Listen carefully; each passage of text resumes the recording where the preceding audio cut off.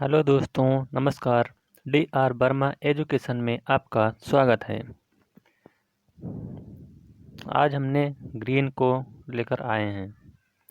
Green का जन्म 1836 ईस्वी में और इनकी मृत्यु 1882 ईस्वी में हुई थी। सकारात्मक उदारवाद और ब्रिटिश आदर्शवाद या नव प्रत्ययवाद के जनक तथा सर्वप्रथम मनुष्य को एक सामाजिक प्राणी मानने वाले थॉमस हिल ग्रीन का जन्म इंग्लैंड के यॉर्कशायर नामक शहर में हुआ एक मध्यम वर्गीय परिवार में हुआ था। ग्रीन के पहले इंग्लैंड में लॉक के प्राकृतिक अधिकारों और बेंथम के उपयोगितावादी सिद्धांत का बोलबाला था। ग्रीन ने इन सिद्धांतों का खंडन किया और नैतिक आधार पर उदारवाद का पुनर्निर्माण किया। ग्रीन ने कहा कि आत्म तत्व समाज तत्व है और मनुष्य एक सामाजिक प्राणी है, अतः राज्य को केवल आवश्यक कार्यों तक ही सीमित नहीं रहना चाहिए, बल्कि सामाजिक हित के आधार पर सामाजिक, राजनीतिक व आर्थिक जीवन में हस्तक्षेप करना चाहिए। इस प्रकार ग्रीन ने नकारात्मक उदारवाद को सकारात्मक उदारवाद में बदल दिया।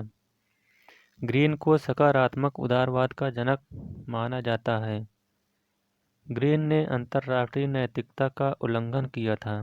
ग्रीन ने नैतिकता को आधार मानते हुए नए रूप में इंग्लैंड में आदर्शवाद की स्थापना की। इसलिए ग्रीन को ब्रिटिश आदर्शवाद के जनक के रूप में देखा जाता है। यद्यपि ग्रीन की इस विचारधारा को ब्रैंडले और बोसांके ने आगे बढ़ाया। ग्रीन की इस विचारधारा को ऑक्सफोर्ड दर्शन के नाम से भी जाना जाता है। Green Oxford band of temperance union के अध्यक्ष थे। बाद में ग्रीन उदारवादी दल के संघीय सदस्य भी बने।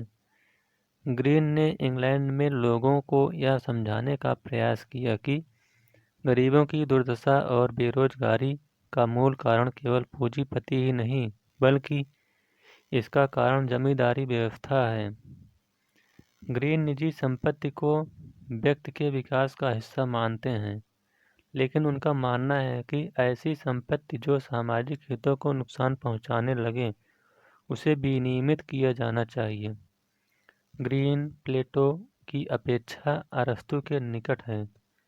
उन पर रूसो, कांट और हीगल का भी प्रभाव है। राज्य की गौरव या महत्ता को वह हीगल की भांति स्थानांतरित करता है।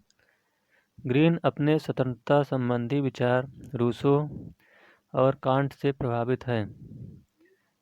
ग्रीन रूसो की सामान्य इच्छा संबंधी विचार से काफ़ी प्रभावित थे। ग्रीन के प्रसिद्ध राजनीतिक विचार उनकी पुस्तक lectures on the principle of political obligation में मिलता है। ग्रीन की मृत्यु 46 वर्ष की अवस्था में ही 1882 में हो गई।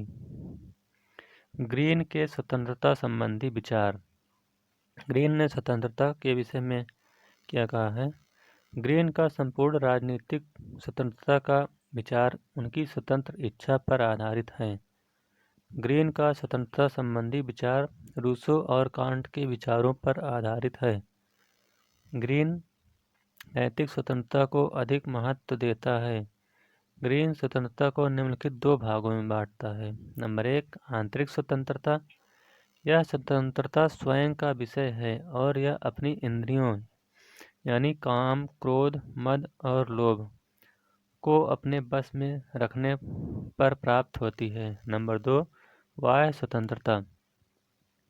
इसका अर्थ है उन बाह्य परिस्थितियों का होना जो बाह्य विकास के मार्ग में आने वाली बाधाओं को दूर करता है। ग्रीन कहते हैं कि व्यक्ति अपनी स्वतंत्रता राज्य में ही रहकर प्राप्त करेगा, अतः स्वतंत्रता सकारात्मक है। ग्रीन ने स्वतंत्रता की परिभाषा करते हुए लिखा है कि स्वतंत्रता ऐसे कार्यों को करने या करने का नाम है जो करने योग्य है। यहाँ योग्यता का अर्थ सामाजिक हित से है। ग्रीन का कथन है, जिस प्रकार सौंदर्यता केवल कुरूपता का अभाव नहीं है, उसी प्रकार से स्वतंत्रता केवल प्रतिबंधों का अभाव नहीं है।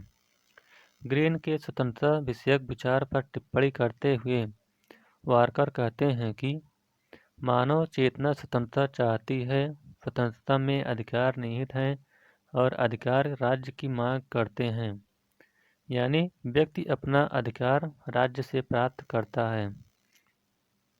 ग्रीन के अधिकार संबंधी विचार। अधिकार के विषय में ग्रीन क्या कहते हैं? ग्रीन लॉक के द्वारा प्रतिपादित प्राकृतिक अधिकारों का खंडन करते हैं।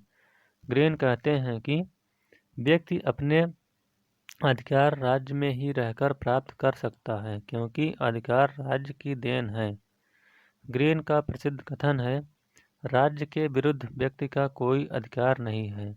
ग्रीन कहते हैं कि राज्य के विरुद्ध अधिकारों का दावा बहुत सोच विचार कर करना चाहिए।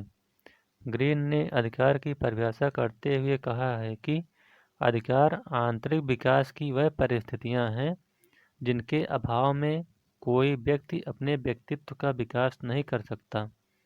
ग्रीन कहते हैं कि अधिकार के लिए निम्नलिखित 2 शर्तें हैं। नंबर 1, व्यक्ति की मांग। नंबर 2, समाज की स्वीकृति। ग्रीन लिखते हैं कि मनुष्य एक सामाजिक प्राणी है, इसीलिए समाज के विरुद्ध व्यक्ति का कोई अधिकार नहीं होता।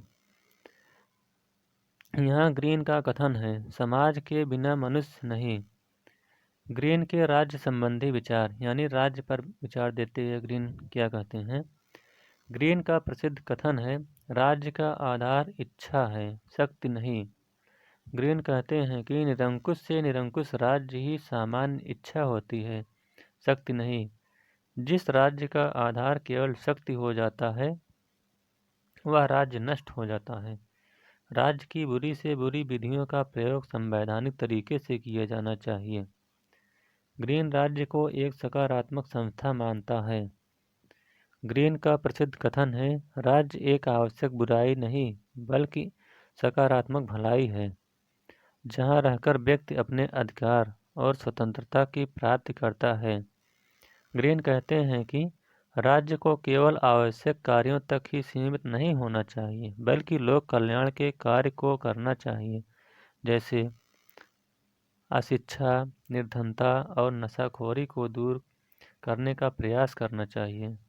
ग्रीन ने कहा है कि राज्य का उद्देश्य व्यक्ति के आंतरिक और बाह्य विकास में आने वाली बाधाओं को दूर करना है। ग्रीन कहते हैं कि राज्य व्यक्तिगत हित और सामाजिक हित में सामंजस्य स्थापित करे। ऐसा कहकर वह लोक कल्याणकारी का मार्ग प्रशस्त करते हैं। जब ग्रीन कहते हैं कि राज्य का मुख्य कार्य बाधाओं को बाधित करना है, तो ग्रीन ऐसा करके प्रत्ययवाद को ही आदर्शवाद कहते हैं। ग्रीन को समुदायवाद का अग्रदूत माना जाता है।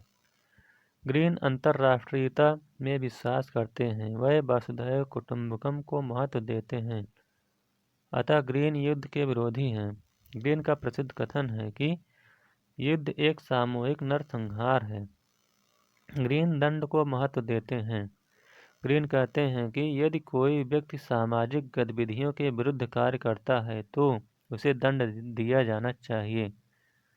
ग्रीन प्रतिरोधात्मक सिद्धांत और सुधारात्मक सिद्धांत के दंड के मिश्रण को मानते हैं, लेकिन वह सर्वाधिक महत्व निवृत्तात्मक यानी निवारण सिद्धांत को मानते हैं।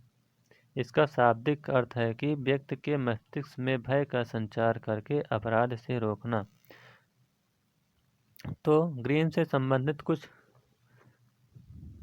प्रश्न दिए गए हैं, जैसे प्रश्न नंबर 1, ग्रीन किसके किसके जनक माने जाते हैं?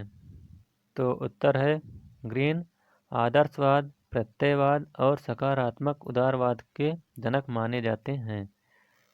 क्वेश्चन नंबर 2, ग्रीन ने संपत्ति के विषय में क्या कहते हैं?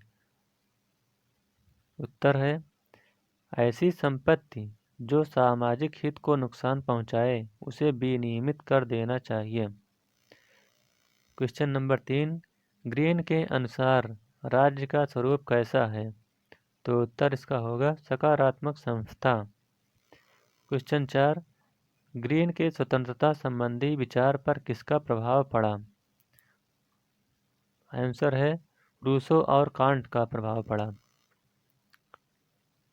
मानव चेतना स्वतंत्रता चाहती है, स्वतंत्रता में अधिकार निहित हैं और अधिकार राज्य की मांग करते हैं। यह किसका कथन है? तो इसका उत्तर हो जाएगा वारकर का। क्वेश्चन नंबर 6, ग्रीन के प्राकृतिक अधिकार के बारे में क्या राय है? आंसर, इन्होंने लॉक के प्राकृतिक अधिकारों और बेंथम के उपयोगितावाद सिद्धांतों का खंडन करके नैतिक आधार पर उदारवाद का पुनर्निर्माण किया और कहा आत्म तत्व समाज तत्व है। तो इस प्रकार से टी.एच. ग्रीन का ये पाठ पूरा होता हुआ अगर ये वीडियो आपको अच्छा लगे तो लाइक, शेयर और सब्सक्राइब अवश्य करिएगा। Thank you.